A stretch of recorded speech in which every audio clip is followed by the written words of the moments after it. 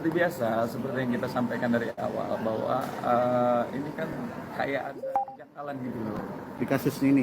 di kasus NM ini, NM versus RG. Jadi kita tuh betul-betul pengen mengawal proses persidangannya sampai sejauh mana, jangan sampai ya saat ini memang panglima tertinggi selain pengadilan kan no viral no justice. Jadi semakin banyak orang memviralkan, semakin banyak meramaikan, mudah-mudahan keadilan dan kepastian hukum bagi pencari keadilan bisa terrealisasi dengan baik. Tapi masih ada harapan bebas ya? Apa gimana? Kalau harapan bebas tentunya dengan gugatan Wan Prestasi ini menjadi salah satu faktor ya. Faktor kalau memang nanti putusannya ini adalah memenangkan Nikita Mirzani, artinya ini bisa menjadi salah satu dasar bargaining ya. Bahwa memang putusan hakim saja mengatakan misalkan contoh tergugat atau dalam konteks ini adalah RG telah melakukan Wan Prestasi gitu.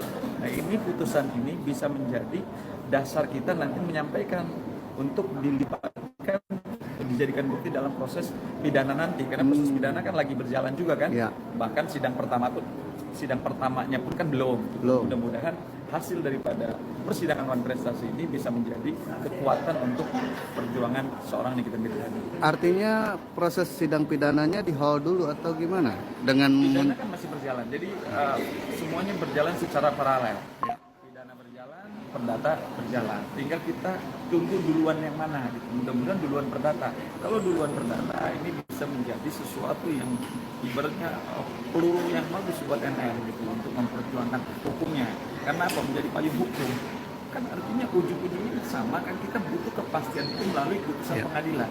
Kalau putusan perdatanya memenangkan Nikita Mirzani, ya kan artinya secara langsung ini menjadi kekuatan bargaining point untuk Nikita Mirzani nanti berjuang di persidangan pidana.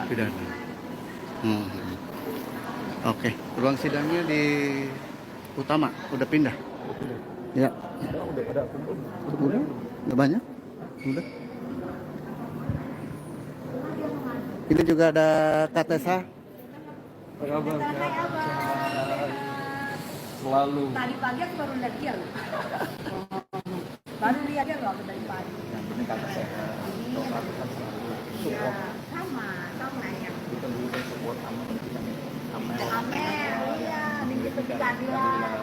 Nah, support di sini. Tos dulu dong. Ini abang datang sini juga untuk support Niki harus pakai ya? Ya, pastinya. Karena memang satu lawyernya Nikita Mirzani adalah abang kita.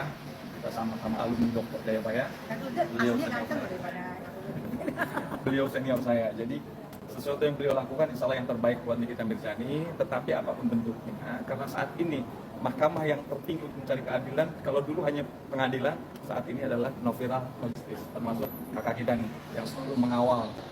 Ya kan? Jadi mudah-mudahan ini bisa menjadi salah satu poin bagi para pencari keadilan khususnya hari ini adalah Nikita Mirzani ya Kak ya? Iya siap, pasti. Oke, bentuk Kak Deddy sendiri nanti besok seperti apa nih Mas? Karena mau berharap juga nggak sih kalau DRG udah hadir. Ini kalau KPK tadi juga berharap DRG hadir, seperti apa nih? Kalau saya berharap kooperatif, kan karena dalam konteks sidang keperdataan ini wajib dihadiri oleh prinsipal masing-masing. Apa sih tujuan hukum? Tujuan hukum kan yang pertama mencari kepastian, mencari keadilan, dan jelas peraturan Jaksa Agung, peraturan Mahkamah Agung, peraturan Kapolri sebelum masuk kepada substansi pokok perkara diutamakan untuk mediasi. Kalau sudah ngobrol begini, masa sih selama kita manusia ciptaan Tuhan kita kebuka hatinya, gitu loh.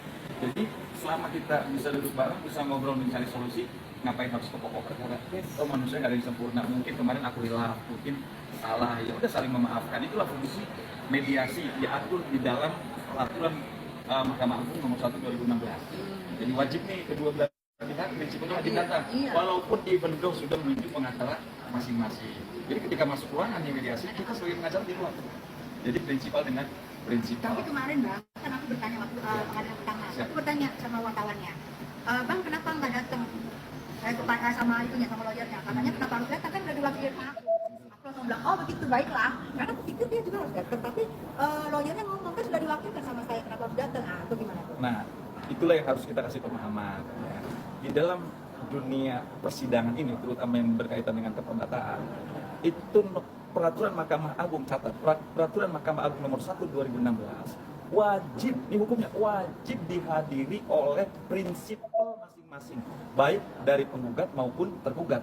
Dalam konteks ini adalah penggugatnya Nikita Mirzani didampingi kuasa hukumnya Bang Fahmi, kemudian tergugatnya RG didampingi kuasa hukumnya bla bla bla, brother kita gitu. Jadi wajib dulu nih, ya kan? Makanya pasti kalau hari ini tidak hadir prinsipalnya akan dikasih kesempatan 3 kali.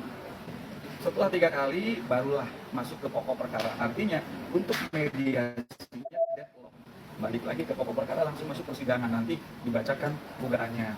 Ya penggugat akan jawab, kemudian penggugat replik, tergugat duplik, seperti yang saya jelaskan kemarin. Nah, berarti kan sekarang kan ini yang kedua kan. Kedua ini kan berarti mediasi. Masih menunggu. Kan Masih berarti pihak, para Ya, pihak. masih menunggu para pihak kan? Betul. Oke. Jika ketemu 3 kali, jika yang kedua itu udah kedua nggak dapat. Betul. Berarti nanti yang topik kan ketiga. Yang ketiga. Oke, ketiga jika dalam topik itu tidak datang juga, Deadlock. nah, udah deadlock pulang kita. Jadi mediasinya tidak terjadi titik temu.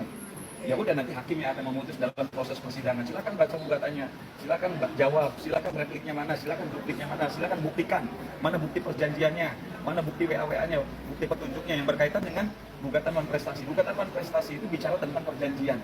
Ya, isinya payung hukumnya adalah pasal 1320 Kitab Undang Hukum Perdata. Apa isinya? Ada di situ berkaitan dengan syarat sahnya perjanjian. Apakah dulu RG dengan NM ada perjanjian?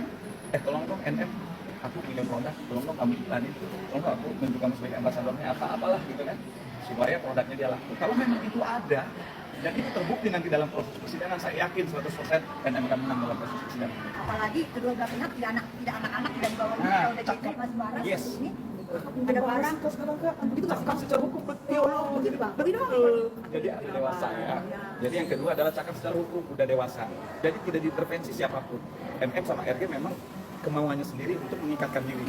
Yang ketiga ada objeknya, objek yang dibicarakan apa? Skincare ya kan? Skincare. Skincare-nya kan jelas tuh ada. Kemudian ada klausul yang halal, bukan pencuri atau yang bertentangan dengan norma. Jadi kalau keempat unsur yang tadi terpenuhi, maka perjanjiannya sah dan saya yakin gugatan non prestasinya NM menang. Amin. Oke. Memang ada, jelas. Oke bang, tapi kan ini ada pihak-pihak dari kejaksaan dan polisi juga. Oke, yang turut akan terlibat. diadopsi. Oke. Ini seperti apa nih kalau Tadi tidak malam ada juga? saya berdiskusi sama Pak Fahmi. Jadi ini emang strategi yang bagus dari beliau ya. Kenapa? Kemarin itu P21 itu tidak jelas, ngambang. Padahal dari awal masa penahanan ini sudah mau habis.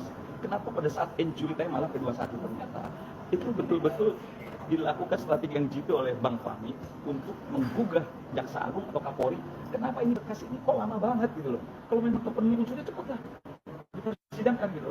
Kalau memang enggak, cepatlah DSP 3 gitu. Jadi ada kepastian hukum, enggak mengganti. Kenapa? Udah perpanjangan 2 kali loh extendnya.